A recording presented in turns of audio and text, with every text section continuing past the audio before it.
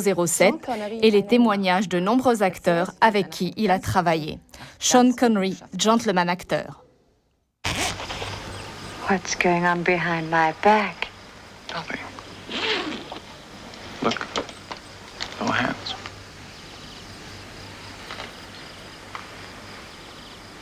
Quand je le vois, je me sens comme une collégienne.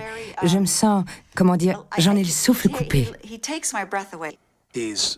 C'est le plus bel homme qu'on ait jamais vu devant une caméra. C'est un des plus beaux spécimens de virilité. Il lance parfois de tels regards que tout se fige, même la caméra. Il a grandi dans un monde assombri par la pauvreté et la guerre. C'est ici, dans un des quartiers pauvres d'Édimbourg, qu'est née l'une des plus grandes étoiles du 7e art. Sean Connery est certainement la plus grande star de la planète.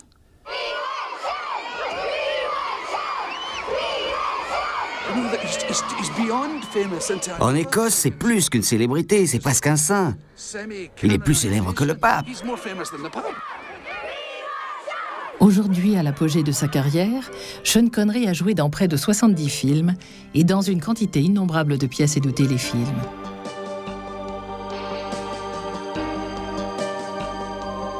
Sa riche carrière lui a valu une place et une autorité dont peu d'acteurs peuvent se targuer.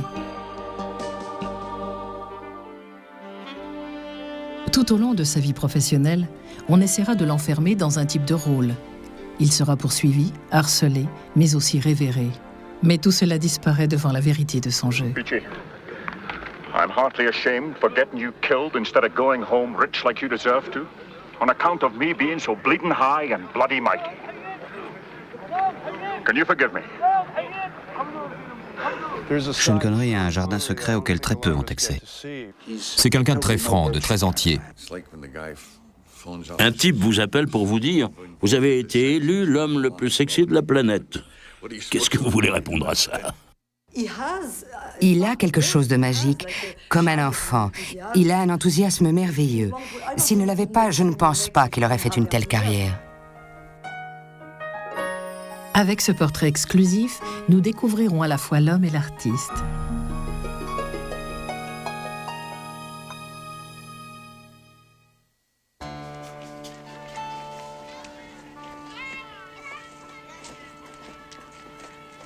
Né à Édimbourg en août 1930 dans une famille d'ouvriers, Sean Connery grandit durant les heures les plus dures de la dépression. Il est encore très jeune quand les difficultés financières de sa famille le forcent à prendre un emploi. J'ai commencé à travailler à l'âge de 9 ans. C'était un travail de nuit, je m'y rendais à pied. Ma mère partait au travail à la même heure. Je rentrais du travail à 6 heures du matin et je partais directement à l'école. En 1940, ma famille a déménagé dans une maison. C'était merveilleux. Et je ne suis jamais retourné à l'école, j'ai laissé tomber. Ce n'est que beaucoup plus tard que je l'ai regretté. Après ça, j'ai dégoté une charrette à cheval et je me suis mis à vendre du lait, du charbon, des pommes de terre.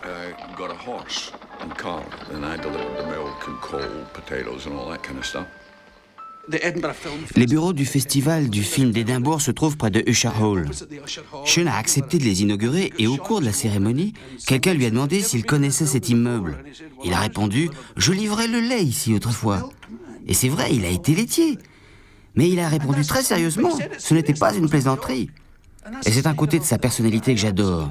Il ne fait aucune différence entre un laitier et une star.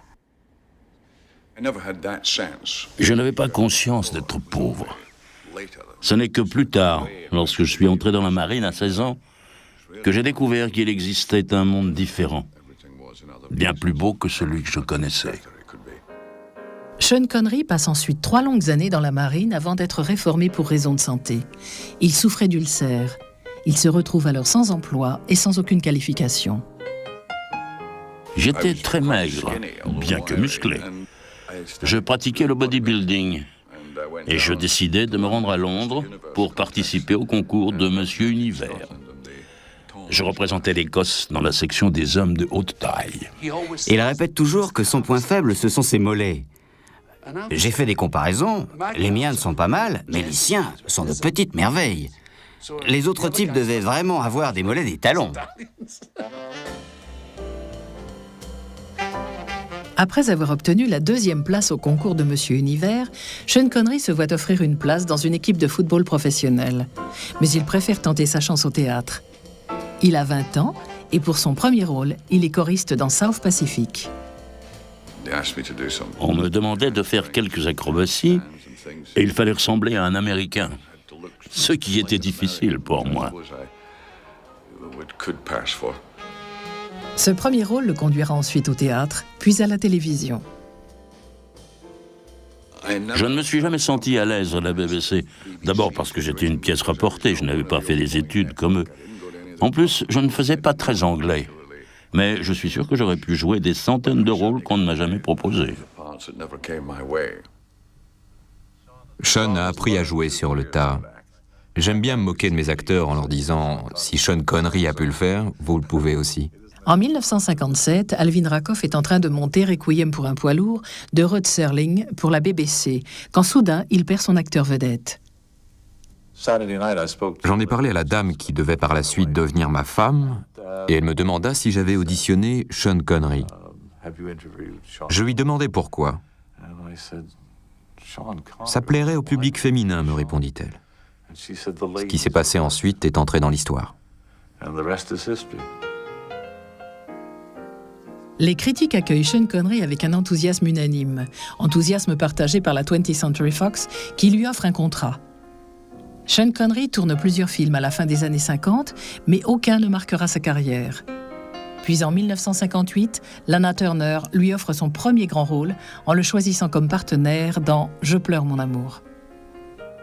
Elle me plaisait beaucoup, mais la presse prenait un malin plaisir à insister sur notre différence d'âge. Elle avait 42 ans, j'en avais 28. La carrière de Sean Connery est lancée et il embarque pour Hollywood. Les studios Disney viennent de le choisir pour un film mêlant amour et fantaisie, Darby O'Gill et Les Farfadets. Il ressemblait à un Américain, à une star, avec sa chemise moulante et sa poitrine musclée. Et nous, les petits gars de Glasgow ou d'Édimbourg, avaient tous l'impression d'être des gringalets quand on voyait ce grand type. Quand il a commencé, son agent lui a conseillé de se débarrasser de son accent afin d'avoir accès à plus de rôles. Je m'en fiche, lui a répondu Connery. C'est ma façon de parler, c'est moi.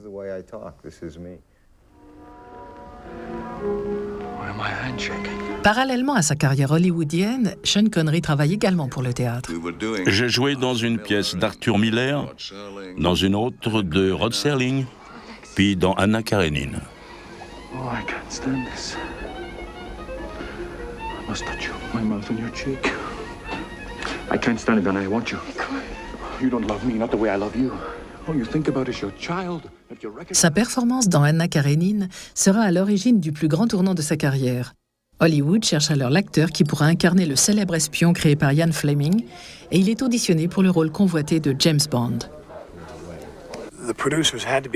Les producteurs devaient se dire « On ne trouvera jamais un type qui ait le physique, le sex appeal, l'intelligence, la force, mais aussi la sophistication qu'exige le personnage. » Cubby et moi avions vu environ 200 acteurs.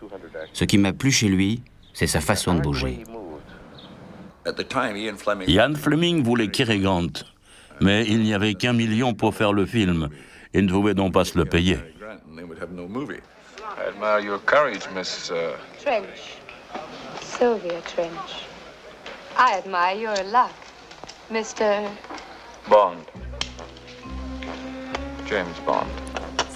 Le public, féminin comme masculin, Looks like you're out to get me. est tout de suite tombé sous son charme.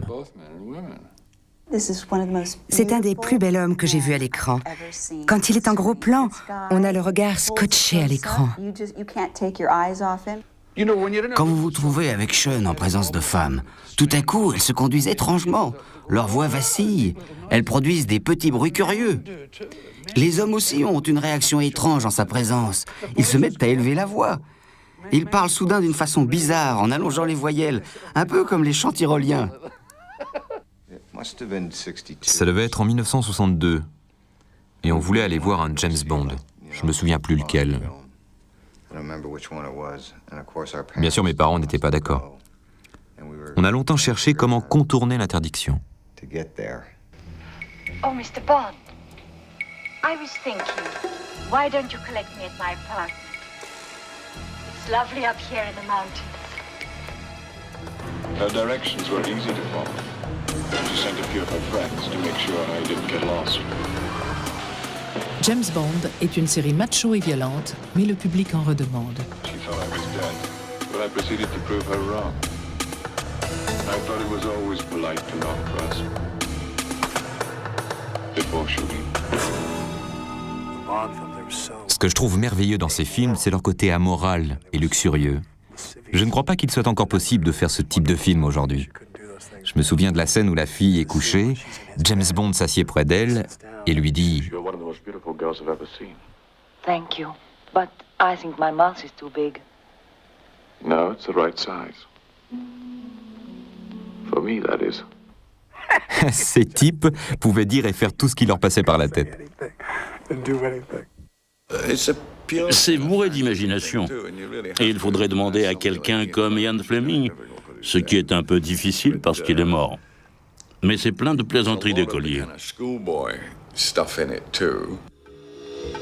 James Bond est devenu un sexe symbole international, faisant ainsi de Sean Connery la plus grande star de cinéma de la planète. C'était un véritable phénomène. Un peu comme les Beatles. Ça se passait d'ailleurs à la même époque. La seule différence, c'est qu'ils étaient 4 pour affronter ça. Au plus fort de la Bond mania, Sean Connery, alors âgé de 32 ans, épouse sa première femme, l'actrice Diane Cilento, dont il aura un fils, Jason. Mais le succès international de James Bond, ainsi que la chasse constante que leur donnent les paparazzi, deviendra vite un fardeau lourd à porter pour le jeune couple. On ne pouvait être tranquille nulle part. Il y avait toujours quelqu'un qui surgissait de derrière un arbre. Je voyais des yeux partout. Ça me gênait beaucoup. Je n'aime pas être dévisagée en permanence. Alors qu'ils étaient en train de tourner des extérieurs au Japon, le producteur de Sean Connery réunira la presse pour tenter de la convaincre de laisser sa vedette en paix. Il n'a même pas pu prendre de déjeuner.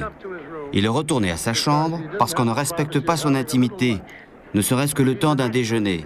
C'est un acteur, il est ici pour travailler, ce n'est pas qu'une idole.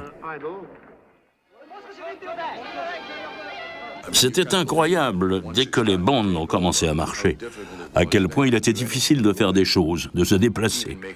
Même faire un film relevait de la gageure. Ils se cachaient dans les toilettes avec leurs appareils photo. Je ne vois vraiment pas ce qu'il peut y avoir d'intéressant pour le public, à moins qu'il ait des goûts un peu étranges, à me voir dans toutes les circonstances de la vie courante, jusque dans les toilettes.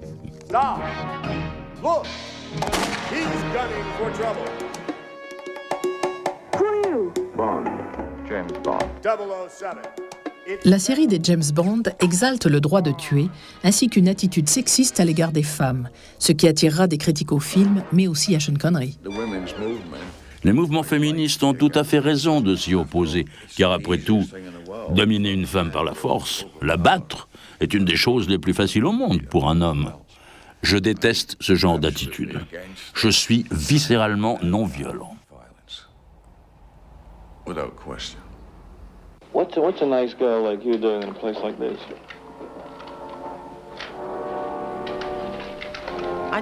Je pense qu'il adore les femmes. Is it a bit too disfiguring when she goes very hard in? Je l'ai vu en compagnie de femmes, d'hommes. C'est quelqu'un qui a un grand respect pour son prochain. Je ne serais pas là s'il en était autrement. C'est un piège terrible que celui de la gloire. Ces articles qui répètent sans cesse « Il est James Bond et il le restera toujours ». Cette pression continuelle que l'on fait peser sur vous, comme si on voulait vous maintenir dans une boîte. Je savais que je ne voulais pas me cantonner à un type de rôle, et j'ai fait beaucoup de choses différentes, mais je ne renie rien. Je n'irai jamais dire « c'est l'art qui compte avant tout ». À partir de maintenant, je veux être un acteur sérieux, j'ai décidé de ne jouer que tel type de rôle. Bonjour, je m'appelle Alfred Hitchcock et je voudrais vous parler de mon dernier film, Marnie. Voici Mark qui descend l'escalier. Paradoxalement, c'est la popularité de James Bond qui aidera Sean Connery à s'éloigner de ce personnage. Mais il le fait en posant ses conditions. Quand Hitchcock lui propose le rôle vedette dans Pas de printemps pour Marnie, Sean Connery demandera d'abord à lire le scénario, ce qui ne se faisait pas quand le maître vous offrait un rôle. Ça a été l'occasion pour lui de camper un personnage totalement différent de James Bond.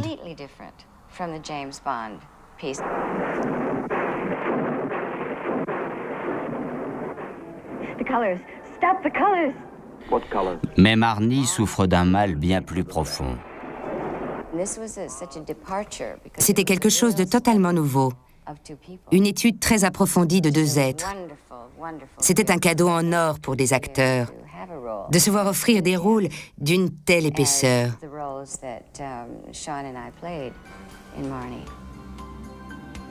Entre deux James Bond, Sean Connery s'arrangeait pour explorer de nouveaux rôles dans toutes sortes de films. Il maîtrisait de mieux en mieux son art, élargissant sans cesse son éventail. Ce n'était pas vraiment un choix volontaire, mais j'avais conscience que je devais y aller où me menait mon instinct, pour réussir à garder un équilibre face à James Bond. On a tendance à penser que pour jouer dans une comédie légère, comme les James Bond, il suffit d'être charmant. Oh, Forgive me. why do you always wear that thing? I have a slight inferiority complex.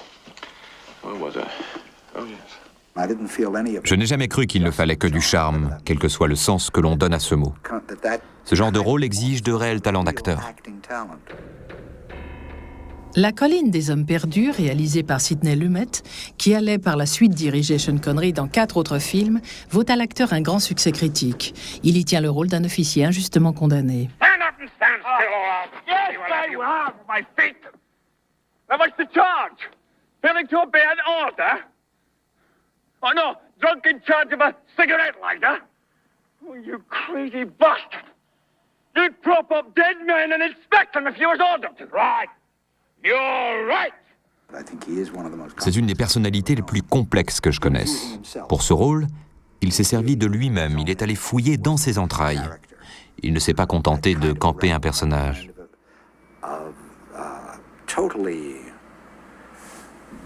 Cet officier était un rebelle, un homme qui possédait un sens aigu de la justice, et qui, dans ses actions, ou dans celles des autres, indiquait toujours ce qui était juste. Sean est comme ça. Je ne suis pas sûr de comprendre ce que veut dire Sidney quand il parle de complexité. J'essaie toujours d'être le plus simple possible, quel que soit le personnage, quelle que soit l'histoire. We begin here. It's October 1965. The receivers are in at Fairfield Shipyard. Sean Connery n'a jamais oublié ses origines sociales.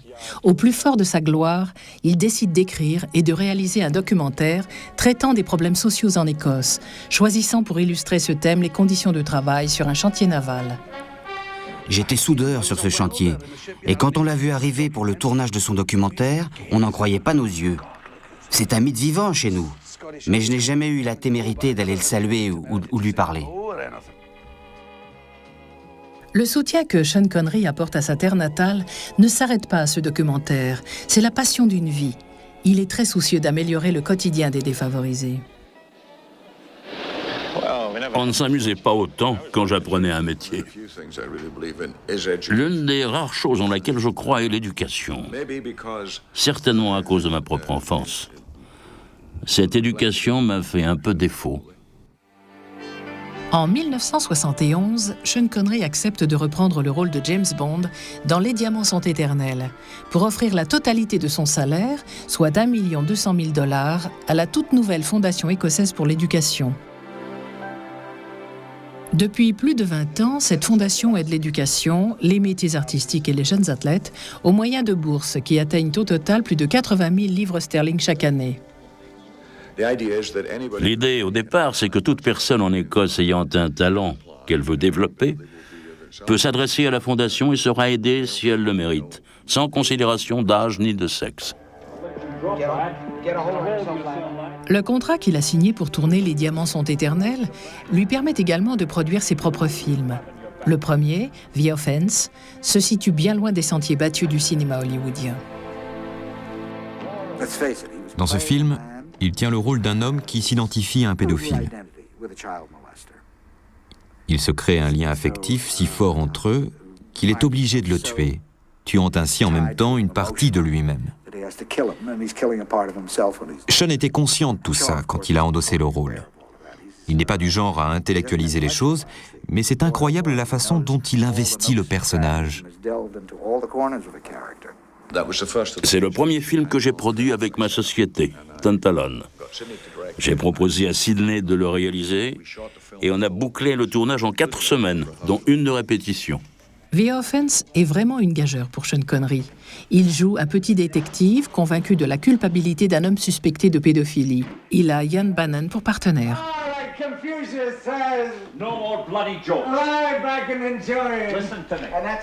On coupe ici. Sean serait certainement furieux s'il m'entendait dire ça, mais c'est un vrai artiste. C'est quelqu'un qui a beaucoup de choses à dire. Mais il voit cela simplement comme un besoin de s'éloigner des films du type James Bond. Et pour s'en éloigner, il s'en est éloigné. Is it the same for you? Is your mind full of things all the time? Thoughts? Pictures? Smooth white legs? Thighs and breasts? Blood and pain. You're hurting me.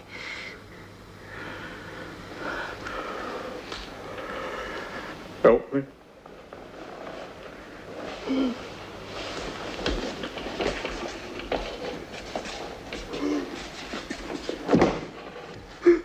You're hurting me.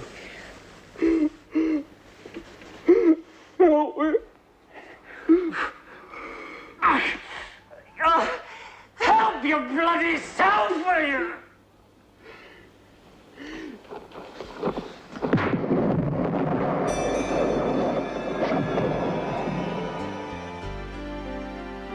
The Offense est sorti en 1973 et malgré de bonnes critiques, il n'a pas eu un grand succès commercial.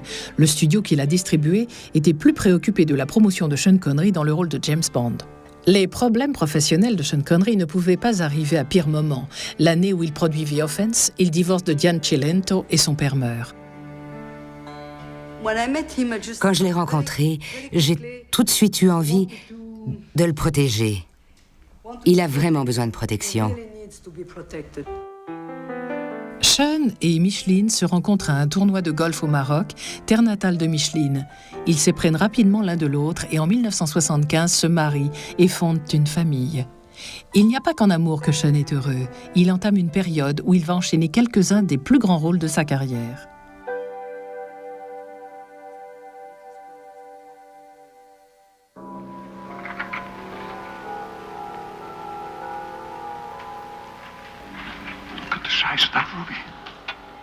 Parmi tous les films auxquels Sean a participé dans les années 70, L'homme qui voulait être roi est certainement celui qui a eu le plus grand retentissement. What, Danny? We only have to fill our pockets and walk out of it to be millionaires.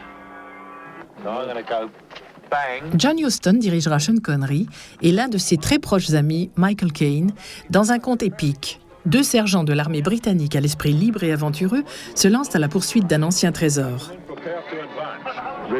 Au départ, c'était Clark Gable et Humphrey Bogart qui devaient tenir les rôles de Sean Connery et Michael Caine. Sean Connery and Michael Caine are doing that. C'est une nouvelle de Rudyard Kipling qui fait 22 pages. Les personnages sont si bien définis qu'on a pu modifier des scènes dans le film sans trahir l'esprit du récit, car toute l'histoire repose sur le concept d'amitié. Peachy, I'm heartily ashamed for getting you killed instead of going home rich like you deserve to, on account of me being so bleeding high and bloody mighty. Can you forgive me? That I can, and that I do, Danny. Free and full, and without let or hindrance. Everything's all right.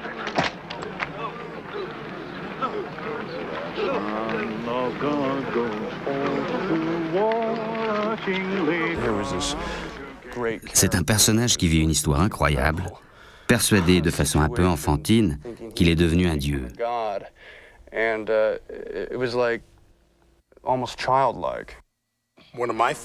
de mes scènes préférées se situe à la fin du film, quand il est sur ce pont qui soudain cède et qu'il disparaît dans le vide.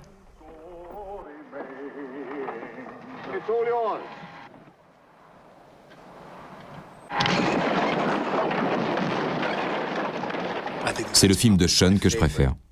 À l'opposé de son rôle dans L'homme qui voulait être roi, Sean Connery a tenu l'un des rôles les plus farfelus de sa carrière en jouant Robin des Bois aux côtés d'Audrey Hepburn, sa Marianne. Elle était très nerveuse, ce qui était compréhensible, et très professionnelle aussi. Je l'aimais beaucoup. You there? What in the hell do you want?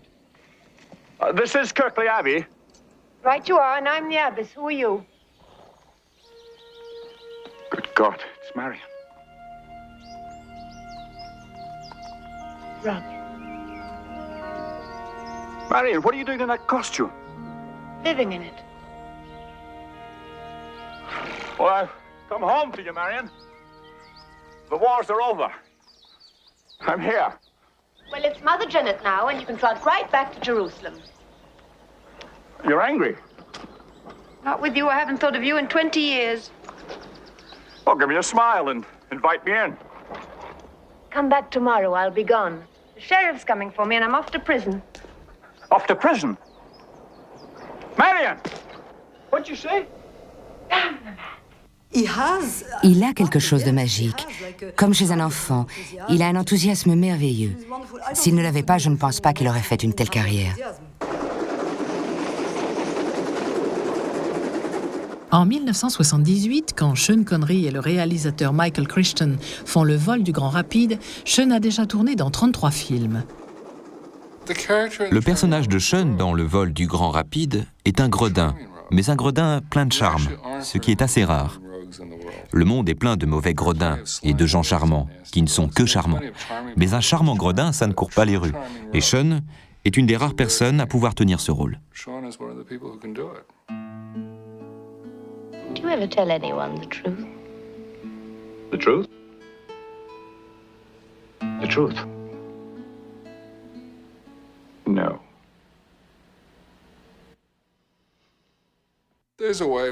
J'aurais aimé faire tous mes films avec Sean Connery. Quel plaisir ça aurait été. Quand arrivent les années 80, les résultats de Sean Connery au box-office sont totalement imprévisibles. Il a pris des risques. Certains ont été payants, d'autres moins. De façon assez inattendue, Sean Connery accepte une dernière fois de tenir le rôle de James Bond en 1982. 21 ans ont passé depuis James Bond contre Dr. No. Jamais plus jamais a été un succès mondial. Mais je crois qu'on a pris ça trop au sérieux. Et Sean savait que la recette qui avait fait le succès de James Bond ne fonctionnait plus. C'était une situation très inconfortable pour Sean. J'ai fait un break après ça. Ce n'était pas une bonne expérience, loin de là. Et j'ai senti le besoin de prendre de la distance. Je ne sais pas combien de temps ça a duré exactement. Ma femme vous le dira mieux que moi. Mais j'ai dû rester 2 ans ou 2 ans et demi sans faire de film. Heureusement, Sean Connery avait sa famille pour lui faire oublier les affres du dernier James Bond.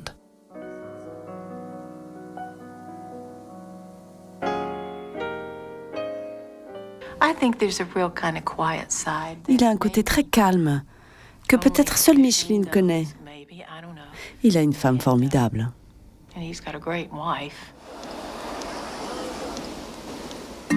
Pour le public, Sean Connery sera toujours l'homme qui voulut être roi et James Bond. Mais pour sa famille, c'est avant tout un mari et un père. Sean Connery et sa femme Micheline ont des maisons aux 4 coins du monde. Mais leur propriété sur la côte méridionale de l'Espagne est leur résidence principale depuis près de 20 ans.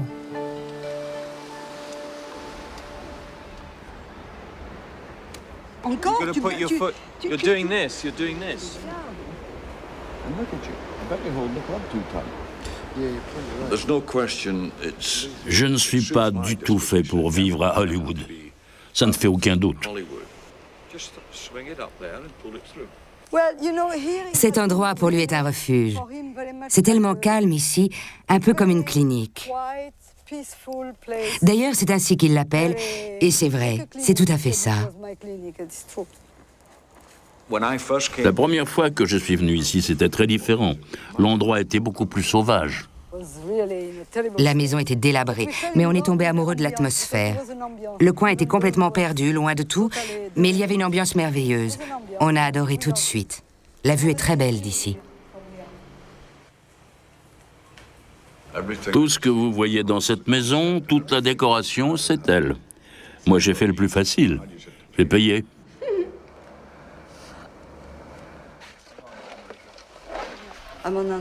J'aime les couleurs. Je suis une droguée de couleurs. J'adore les couleurs très vives. Not going to reveal what it is yet.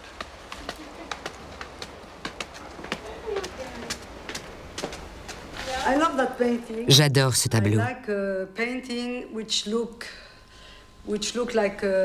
J'aime les tableaux qui ressemblent à des plans de film. Micheline est un peintre prolifique. Un de ses tableaux est au Musée national d'art féminin à Washington. J'aimerais peindre Sean beaucoup plus souvent que je ne l'ai fait, mais ce n'est pas un modèle facile. Il n'est pas très patient. Mais j'arrive quand même à l'attraper parfois. Sinon, je le peins de mémoire en m'inspirant de l'un de ses films.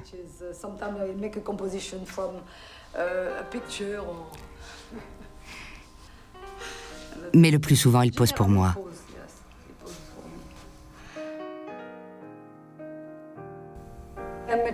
J'ai rencontré Sean au cours d'un tournoi de golf. C'est un très bon golfeur. J'aimais beaucoup jouer avec lui, puis j'aimais faire d'autres choses avec lui. Puis on est tombés amoureux.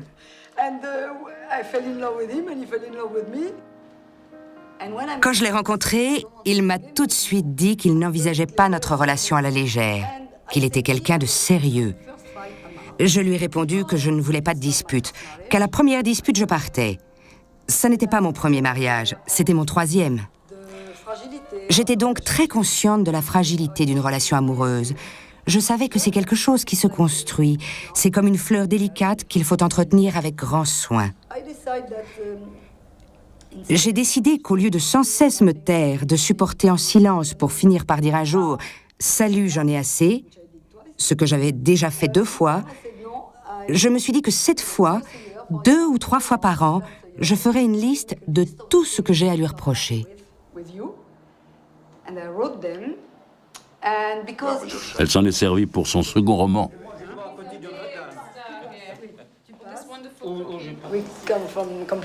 Nous venons de milieux totalement différents. Il vient d'un milieu très pauvre et moi d'un milieu très privilégié.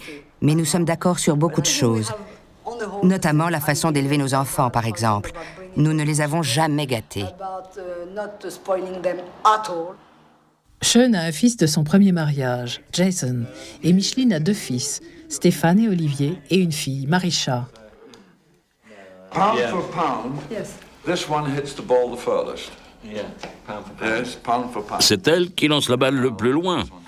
Dites-le à la télé, je défie n'importe qui de la battre. Pound for pound. To be able to give anything or to do anything, you have to begin at home. There she is. Voilà la petite merveille. Elle ne pleure jamais. Elle a trop peur. If you're an emotional cripple, Quand on ne peut pas exprimer ses émotions ou qu'on ne sait pas quoi faire de sa vie, on devient vite inutile aux autres. Lorsque l'on met de l'ordre dans son foyer et dans ses priorités, on a bien plus de chances d'avoir ce qu'on veut et on est plus agréable à vivre. doing what you want to be doing, and certainly be much better to be with. Depuis plus de 20 ans, Sean et Micheline se sont impliqués à bâtir pour eux et les leurs un havre de paix et d'intimité en Espagne. Mais ça n'a pas toujours été facile. C'est quelque chose de très lourd à porter. On ne peut pas sortir et faire ce qu'on veut. On ne peut pas aller se balader incognito. Avec Sean, c'est impossible.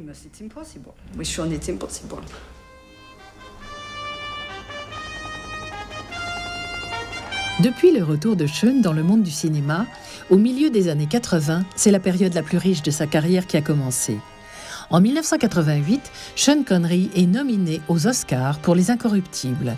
Reconnaissance tardive pour cet acteur autodidacte qui a débuté sa carrière en choriste de South Pacific 35 ans auparavant. Pour quelqu'un qui n'a aucun diplôme, devenir acteur est un choix qui semble logique quand on y pense.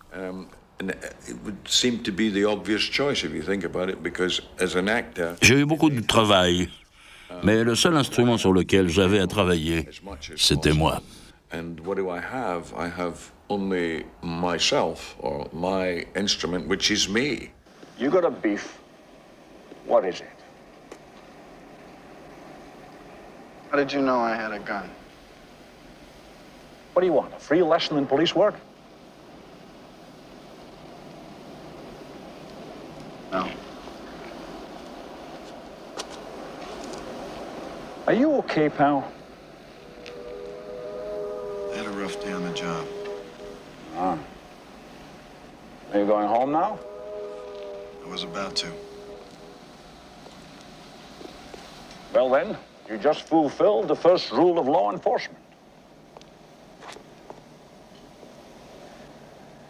Make sure when your shift is over, you go home alive. Here endeth the lesson. That could have been Sean talking. Sean aurait pu me dire ça. Dans cette scène, un homme d'âge mûr parle à un homme plus jeune. Il voit qu'il souffre, il le comprend. C'est une des raisons du succès de Sean, sa grande humanité. Le fait qu'il soit une star ne l'empêche pas de mettre de l'humanité dans tout ce qu'il fait.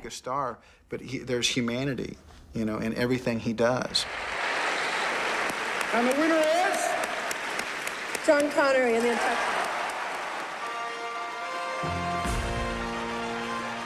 Pour tout vous dire, je n'étais pas sûr que j'aurais cet Oscar. Je ne voyais pas ça comme quelque chose de très important, mais je dois avouer que lorsque je l'ai reçu, ça l'est devenu. J'ai été piégé. Merci du fond du cœur. À partir des Incorruptibles, il a vraiment atteint le sommet. Tout le monde a brusquement compris quel fantastique acteur il était. Quand on regarde sa filmographie, il a vraiment touché à tous les genres. Il a toujours le vent en poupe. Il ne s'est jamais arrêté. Ces 10 dernières années, Sean Connery a enchaîné rôle sur rôle. Un moine au Moyen-Âge dans Au nom de la rose, le père dynamique d'Indiana Jones dans l'épopée de Spielberg et un sorcier moderne dans Medicine Man. Dans Soleil levant, il tient le rôle d'un détective zen et dans Juste cause, celui d'un avocat appelé à servir la justice. En 1996, dans The Rock, l'un des plus gros succès commerciaux de l'année, il incarne le seul homme qui ait jamais réussi à s'évader d'Alcatraz. Si l'on passe en revue les grands acteurs du cinéma d'aujourd'hui, ceux qui crèvent l'écran, ceux dont on ne peut pas détacher le regard, qu'ils parlent ou qu'ils se taisent, je ne vois personne d'autre qui ait ce mélange de force, de virilité, d'intelligence, avec un physique aussi merveilleux. Personne n'est à sa hauteur.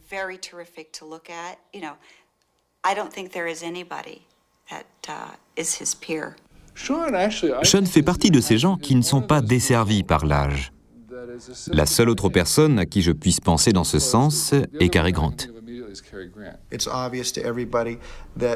Il est évident qu'il n'est pas du tout gêné par sa calvitie ou ce genre de choses. J'enfonce sûrement des portes ouvertes, mais on éprouve une sorte de vanité dans la façon dont les autres vous perçoivent. Et Sean a traversé cela avec beaucoup de grâce. Bien sûr, il n'a jamais esquivé les coups. Et la leçon à en tirer, c'est qu'il faut être soi-même. Mais tout le monde ne peut pas être Sean Connery. Alec Baldwin a tourné aux côtés de Sean Connery dans À la poursuite d'Octobre Rouge. Je débutais tout juste ma carrière et j'avais conscience de l'importance de mes partenaires à l'écran. Je me suis dit, Sean Connery, il commence à être vieux maintenant. Il a le cheveu rare. Il peut faire un bon partenaire.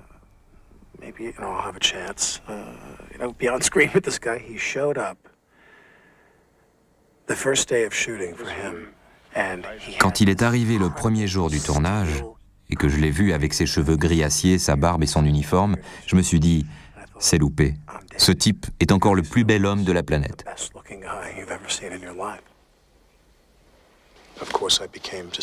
Bien sûr, dès qu'il apparaissait, je n'étais plus qu'un meuble dans le décor. Il a eu vraiment de la chance, je le lui ai dit. Moi, si j'étais comme lui, chauve et couverte de rides, on ne viendrait sûrement pas me dire que je suis la femme la plus sexy de la planète. Et lui, on le lui dit encore. C'est vraiment fantastique. Il ne laisse jamais le fait qu'il soit l'une des plus grandes stars du cinéma vous gêner ou le gêner. Un type m'appelle pour me dire « Vous avez été élu l'homme le plus sexy de la planète. » Qu'est-ce que vous voulez répondre à ça? Sean a reçu beaucoup de titres enviés. Par exemple, il a été nommé docteur honoris causa de l'Université de St Andrews et a reçu 2 des décorations les plus prestigieuses en France, la médaille de commandeur des arts et lettres et la Légion d'honneur. Mais le titre qui a peut-être le plus de prix pour Sean lui a été décerné par sa terre natale, l'Écosse. Cet homme qui livrait autrefois du lait dans les rues d'Édimbourg est rentré au pays pour recevoir l'un des titres les plus prestigieux, les clés de la ville. C'est quelque chose de très très important, surtout à Édimbourg. Et ils l'ont donné à Sean, l'Écossais le plus célèbre de la planète. Personne ne l'a reçu pendant 20 ans. Le prince Charles a fait savoir qu'il aimerait bien le recevoir, mais il ne l'a pas eu. Je suis allé au Usher Hall et j'ai dit que la seule chose dont je voulais être sûr, c'est que les gens qui habitent le quartier d'où je viens, Fountain Bridge, soient présents. Ils n'ont pas pu mettre tout le monde dans le théâtre. Il devait y avoir 2000 personnes à l'intérieur et 10 ou 15 000 dehors. C'était très émouvant.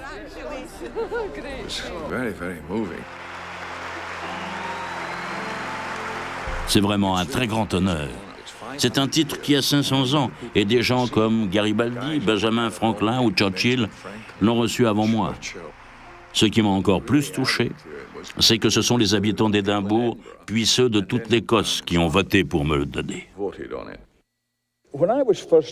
Lorsqu'on m'a dit que j'allais peut-être recevoir les clés d'Édimbourg, j'étais à la fois flatté et excité à cette idée. Je savais que je n'arriverais pas à exprimer toute ma gratitude avec des mots. Je vais vous dire ce que je ressens. C'est comme si j'avais gagné un combat en 15 rounds contre Mike Tyson. I feel like I've gone 15 rounds with Mike Tyson, but I won. Édimbourg, je te remercie.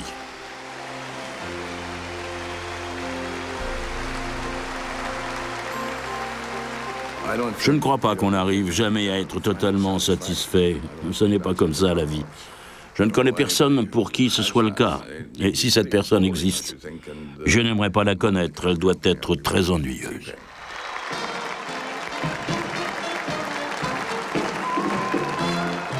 Le petit garçon des bas quartiers est devenu un homme d'une dimension impressionnante. Sean Connery est vraiment à l'apogée de sa carrière, plus populaire, plus vigoureux et plus imprévisible que jamais.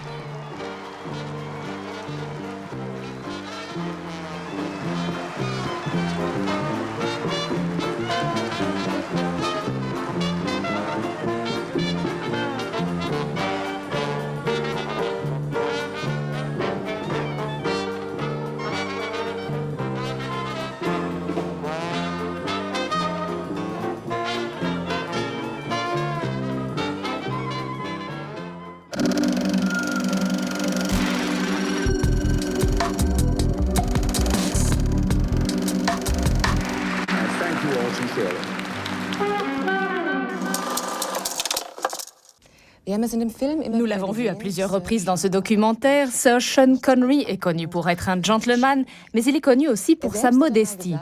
Il a déclaré un jour qu'il était toujours surpris de constater qu'en sa présence, les gens avaient l'air intimidés. Eh bien, je dois dire que je les comprends parce que je suis assise ce soir face à Sean Connery. Bonsoir, Sir Sean Connery. C'est un grand honneur de pouvoir vous rencontrer ce soir à Berlin. Les professionnels du cinéma européen vous ont rendu hommage hier soir lors de la 18e cérémonie du du prix du cinéma européen, avec un prix couronnant l'ensemble de votre œuvre. Avant de revenir sur cette soirée, je suis heureuse de pouvoir vous poser quelques questions. Que signifie pour vous ce prix européen et quelle différence avec un Oscar?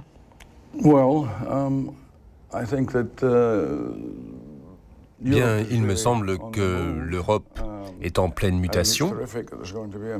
Nous ne pouvons que nous réjouir de voir 10 nouveaux pays se joindre à l'Union, ce qui signifie bien sûr qu'il y aura d'autant plus de films à prendre en considération. Nous pouvons espérer que ces pays pourront tenir compte les uns des autres un petit peu mieux, qu'il y aura plus d'intégration demain qu'il n'y en a aujourd'hui, et que le marché européen, tel que je l'appelle, sera lui aussi plus intégré. Mais surtout, au-delà du marché, ce sera une extraordinaire intégration culturelle. On pourra espérer que cette intégration entraînera plus de paix que de guerre. Et pour moi, tout cela présente un attrait extraordinaire. Je crois qu'ils ont raison de ne pas essayer de rivaliser avec l'Amérique, mais de mettre en avant leurs propres films, et rien ne les arrêtera. Quelle est pour vous la plus grande différence entre le cinéma européen et le cinéma américain? Eh bien, pour les Américains, le cinéma constitue un marché intérieur, le reste du monde étant bien entendu étranger, ce qui caractérise exactement la situation aux États-Unis.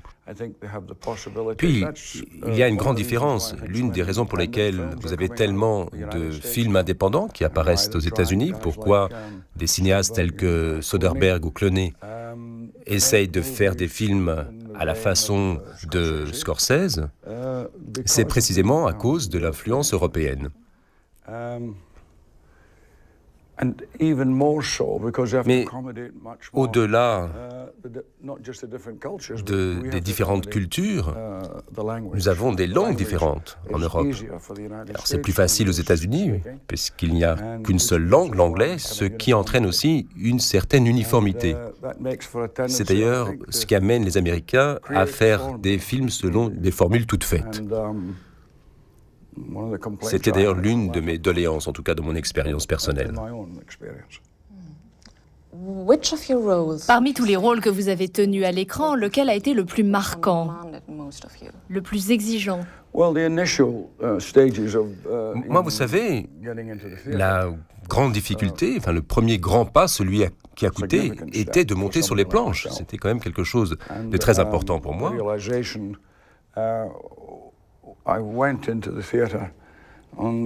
je me suis mis au théâtre plutôt par accident. C'est arrivé un peu comme cela, à Londres.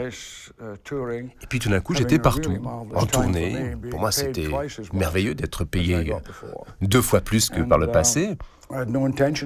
Mais au départ, je n'avais pas l'intention de devenir acteur. Mais j'ai trouvé cela tout de suite passionnant, agréable. Et puis, pendant 3 heures d'une soirée, une matinée par semaine, je faisais mon travail, puis je partais en tournée. J'ai passé 10 semaines à Manchester, c'était mon introduction au théâtre. Et puis, ça ne s'est vraiment concrétisé qu'au bout d'1 an, 18 mois. Vous avez été James Bond à 7 reprises, vous êtes devenu la véritable incarnation de 007, mais malgré tous ces succès, l'avez-vous jamais regretté? Regretter? Non. Le seul problème qui s'est présenté, c'est que peu à peu, le rôle est devenu ingérable parce qu'il occupait une place de plus en plus importante. Il prenait de plus en plus de mon temps et la production n'était pas particulièrement bien organisée. Les films prenaient des mois à être tournés. La date de début de tournage était constamment reportée parce qu'il fallait tenir compte de toutes sortes d'effets spéciaux. Alors le problème, c'était que les scénarios eux-mêmes devaient être constamment remaniés, révisés pour tenir compte de ces effets spéciaux, justement. Ça chargeait un peu trop votre emploi du temps. Oui, et cela me compliquait la chose si je voulais accepter d'autres rôles, envisager d'autres films. En fait, ce succès m'empêchait de faire ce que je voulais faire parce que j'avais déjà une certaine expérience, j'avais acquis une certaine carte de visite. Et c'était un peu le monde à l'envers.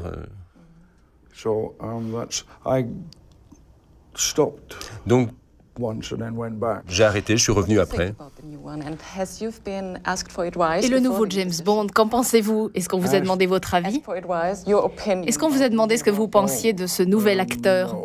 Non, pourquoi me demanderait-on mon avis à moi? En plus, la plupart des amis que j'aurais pu recommander, ils sont tous morts maintenant. Non, ce jeune acteur est excellent, je suis sûr qu'il sera parfait pour le rôle.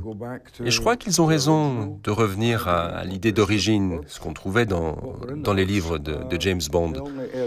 La seule faiblesse, à mon sens, par rapport aux histoires, c'était peut-être un certain manque d'humour.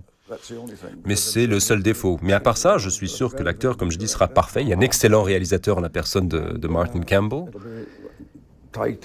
Le rôle sera peut-être mené de manière plus droite, plus rapide, plus directe, plus simple. Moi, je trouve que c'est un excellent choix. Parmi tous les films que vous avez tournés, lequel est votre préféré? Parmi mes propres films, c'est probablement L'homme qui voulut être roi. Et puis également le film de Spielberg. Indiana Jones. Il y a deux raisons pour cela.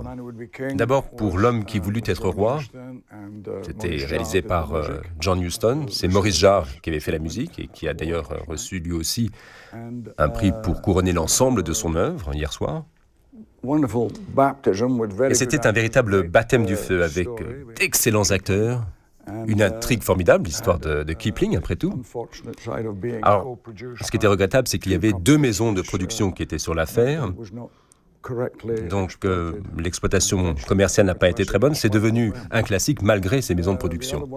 Et alors, le film d'Indiana Jones est intervenu plus tard dans ma carrière. On n'a pas tous les jours l'occasion de jouer le rôle du père de Harrison Ford. Je ne pense pas qu'il y aura un autre Indiana Jones, mais c'était une expérience excellente. L'équipe était entièrement professionnelle, un réalisateur absolument exceptionnel, très bon scénario, merveilleux acteur. Et alors, quand une affaire est menée professionnellement comme cela, c'est toujours très harmonieux et très rentable. Vous n'avez pas toujours été tendre cette année pour l'industrie cinématographique, et puis vous avez annoncé votre intention de prendre votre retraite. Seriez-vous prêt à changer d'avis pour un rôle vraiment exceptionnel? Autrement dit, quel réalisateur pourrait vous en convaincre? Là, vous m'avez posé à peu près 5 questions. Je vais commencer par la première question.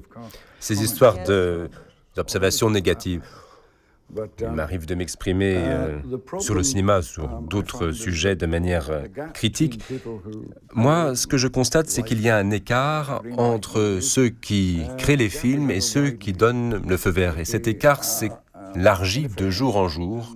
Et vous avez du côté de la production de plus en plus d'inefficacité, ce qui entraîne des coûts énormes dans la production d'un film.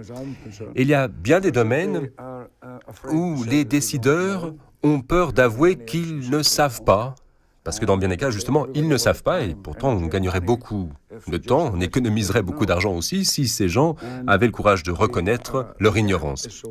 Mais alors cet écart est tel, dans bien des domaines d'ailleurs, que, évidemment, la production en est affectée. Alors, deuxième question, c'était quoi? Ma deuxième question était, vous avez annoncé votre retraite.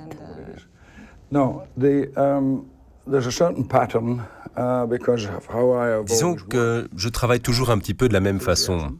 Je travaille avec beaucoup d'enthousiasme et souvent je m'implique peut-être un petit peu trop dans ce que je fais. Peut-être que dans certains cas, j'aurais mieux fait d'attendre un petit peu, d'être un petit peu plus patient.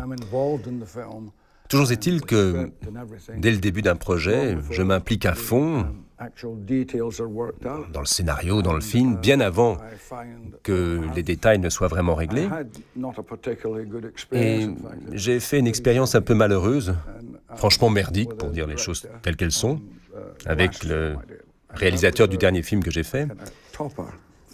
Et bon là, c'était quand même une révélation. Je m'apprêtais à ce moment-là à faire un autre film. Tout paraissait en ordre, il y avait un bon scénario, etc. Et puis je me suis rendu compte que j'allais au-devant d'une deuxième erreur. Alors là, j'ai décidé de ne pas recommencer ces erreurs.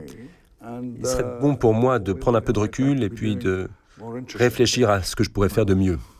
Y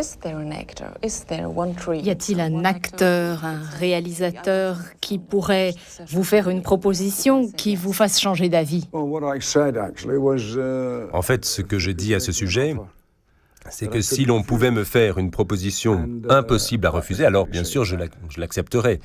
Mais là, j'étais assez sûr de mon affaire. Bien sûr, on m'a proposé de faire des tas d'autres films, bien sûr. Mais je n'ai pas reçu de proposition telle que celle que j'avais à l'esprit. Une situation où je serais absolument certain et du scénario, et du réalisateur, et de l'équipe de production, enfin tous les éléments qui assurent une production harmonieuse. Parce que ça, c'est une expérience que j'ai rencontrée par le passé, mais c'est assez rare. Il y a quelques années, vous avez créé une fondation en Écosse destinée à aider de jeunes acteurs prometteurs issus de milieux défavorisés. Est-ce que ce sont vos origines qui expliquent cela?